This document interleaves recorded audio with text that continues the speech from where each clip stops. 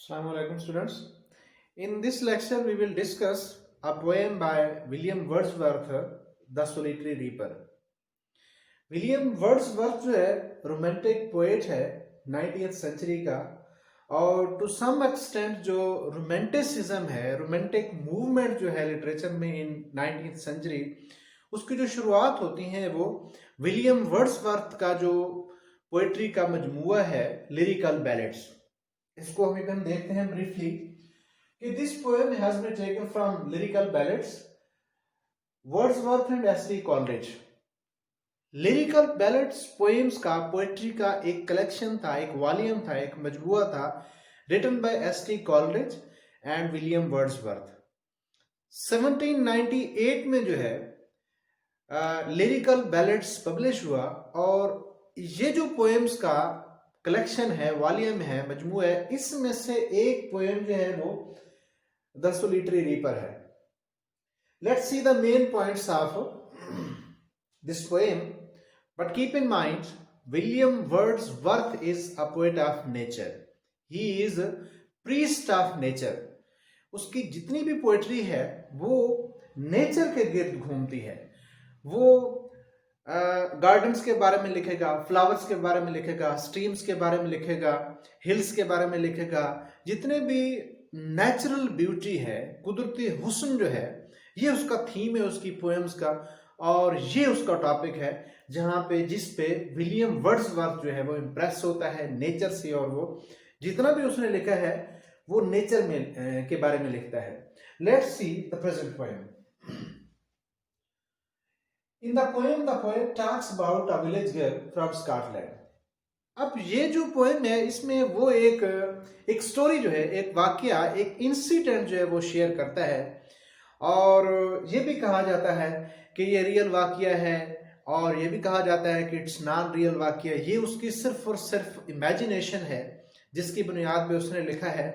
और वैसे भी जो रोमांटिक पोइट्स हैं, जो पोइट ऑफ नेचर हैं, ऑलमोस्ट उनकी जो पोइट्री है वो पोइट्री ऑफ इमेजिनेशन कहलाती है, उसका रियलिटी बेस जो है बहुत कम है। तो ये भी अब वर्ड्सवर्थ अपनी इमेजिनेशन में लिख रहा है, he is a poet of nature, he is poet of imagination and imaginative poet. तो इसमें वो एक इंसिडेंट डिस्क्राइब करता है। The poet talks about a girl, a village girl, an unmarried virgin, who is called virgin, unmarried girl from Scotland. Scotland की एक villager girls का वो एक इंसिडेंट डिस्क्राइब करता है। She is single in the field.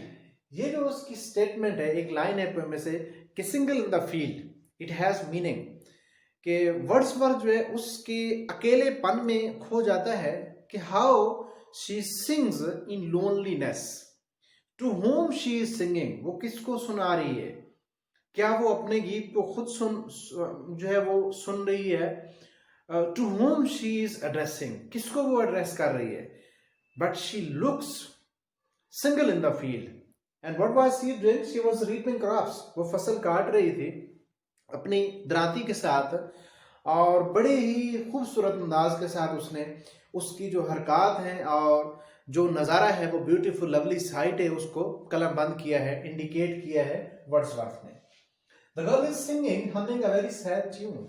She is alone in the field cutting the crop. Next one is she is humming a sound.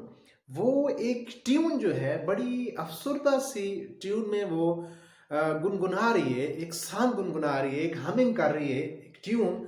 The tune seems to Wordsworth very sorrowful, very griefful, very sad. In a very sad tune she is singing a song. Wordsworth was passing through this hilly area. इस area में से Wordsworth गुजर रहा था। Whether he is passing through that hilly area physically or in imagination, वो imagination में गुजर रहा था या real. He was much impressed and spellbounded by the sad song. उसका जो सैड सॉन्ग जो उसके होठों पे था, उससे बड़ा इम्प्रेस हुआ वर्ड्सवर्थ, और ही वॉज स्पेल बाउंडेड, उस पे एक सहर, एक सकता जो है वो तारी हो गया, स्पेल बाउंड हो गया by the beauty and deep tone of her song. Next देखते हैं, he could not understand what she was saying, what she was singing। Wordsworth उसका जो डायलेक्ट है, जिस जबान में जो है वो गीत गुनगुना रही थी, वो हमिंग कर रही थी, वो जो लैंग्वेज है, उसका जो लहजा है, उसका जो डायलेक्ट है, वर्ड्सवर्थ उसको नहीं जानता था। लेकिन कहते हैं कि जो शौक होता है उसकी कोई जबान नहीं होती है, लिहाजा म्यूजिक, पोएट्री, खूबसूरती, ये वर्ड्सवर्थ का शौक था, नेचुरल ब्यूटी। और जो शौक होता है उसकी कोई जबान नहीं होती है, लिहाजा वर्ड्सवर्थ जो है उसे समझ रहा था कि what was she singing as he was unknown to the dialect in which she was singing. क्योंकि उसका जो लहजा था, उसकी जो बोली थी, जो डायलेक्ट था, वो वाकिफ उससे नहीं था शायद, but he could feel the depth in her song. लेकिन उसके सॉन्ग की, उसकी फीलिंग्स, जो उस वर्जिन, उस गर्ल, विलेजर गर्ल, उसकी जो प्योरिटी थी, उसके सॉन्ग में जो डेप्थ थी, जो एक गहराई थी, उसको वो समझ सकता था। और क्या वर्ड्सवर्थ रिमार्क्स देता है, he says maybe she is singing about some unhappy battle or some grief। वो किसी पुराने अनहैप्पी बैटल को रिमाइंड कर रही है कि उसमें शायद उन लोग, उसकी कोई तबाही हुई हो, कोई बहुत बड़ा सान्या हुआ हो उस जंग में, शायद वो उसको रिमाइंड कर रही है, रिकलेक्ट कर रही है। या वो she was singing about some grief, या कोई डेली लाइफ का कोई दुख है, कोई गम है, जिसको वो अपने आप को सुना रही है, जिसको वो एक्सप्रेस कर रही है। तो ये उसने एक गेस किया, उसने असेसमेंट की। Her loneliness special feature of the poem, उसकी जो तन्हाई है, और फिर उसकी जो सॉन्ग में जो दर्द है, जो सोज है, पोएट ने उसे फील किया। And he was spellbounded. The poet takes the girl as a part of nature and compares her singing to cuckoo and nightingale. Poet जो है, उसकी जो खूबसूरती है, उसके जो सॉन्ग में गहराई है, जो खूबसूरती है, उसकी जो फीलिंग है, उसके सॉन्ग के अंदर जो गहराई है, जो दुख है, जो दर्द है, जो सोज है, उसको उसने कहा कि ये एक नेचुरल साउंड है। और वैसे भी जो विलेजर गर्ल्स होती हैं as compare to a girl of city, शहर की लड़कियों से, वो प्योर होती हैं, उनमें प्योरिटी होती है, खालिस अगर हुस्न है या उनकी डिस्कशन है। तो वर्ड्सवर्थ कहता है, consider the girl very pure, और उसको comparison, here the poet uses the simile use करता है, तशबीह देता है उसे किसी कुकू और नाइटिंगेल से, कोयल से उसे तशबीह देता है, बुलबुल से उसे तशबीह देता है कि she is singing much more better than Kuku and Nightingale. वो उन जो कुदरती हुस्न जो है, जो कुदरती तौर पे अल्लाह ताला की तख्लीक है, कुकू है, नाइटिंगेल है, और जिस सुर और सोज में वो गाती हैं, तो वो कहता है कि ये जो गर्ल है, विलेजर गर्ल है, स्कॉटलैंड गर्ल जो है, इसकी आवाज़ जो है वो कुकू और नाइटिंगेल से भी ज़्यादा उसमें दर्द है, ज़्यादा उसमें गहराई है। The poet carries the music of her song in his heart. तो पोएट के दिल में जो उसकी आवाज़, उसका दर्द जो है वो बैठ जाता है, उसकी म्यूजिक, उसकी जो सैड ट्यून है, वो उसके दिल में जो है वो घर कर जाती है, जगह कर जाती है। Wherever he passes through a beautiful sight, he remembers the beautiful touching song of the girl।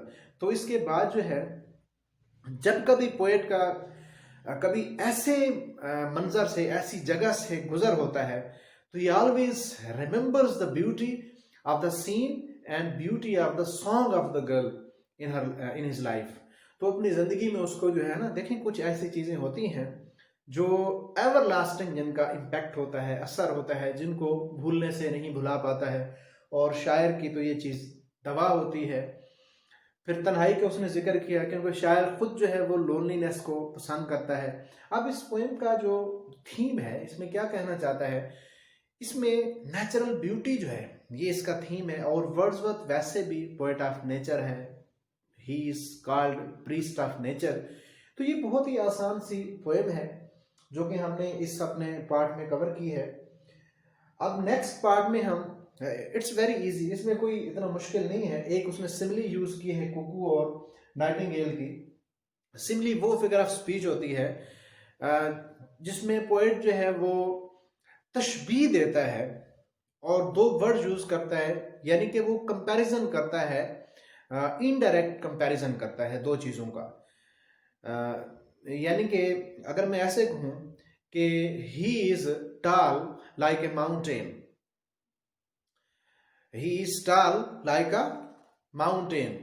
अब लाइक और एज जहां पे हम यूज करेंगे, या he is brave as a lion, तो वो शेर की तरह बहादुर है। एज और लाइक जहां पे हम यूज करते हैं तो ये सिमिली होती है, अगर हम इसको यूज ना करें तो मेटाफर हो जाता है। He is a brave direct comparison है, he is a brave metaphor है, he is like a brain, ठीक है, he is brave like a line, या he is like a line. Like और एज अगर हम यूज करेंगे तो ये सिमिली है, अगर हम लाइक और एज के वर्ड्स यूज नहीं करते तो फिर ये मेटाफर है। लिहाजा दोनों जो है किसकी टाइप है, दोनों में तशबीह दी जाती है, कंपैरिजन किया जाता है दो चीजों का, डिसिमिलर थिंग्स का।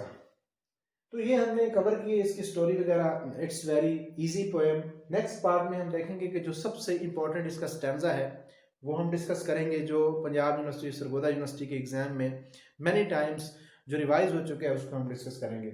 इसी के साथ ही इजाजत चाहूँगा। Thank you so much.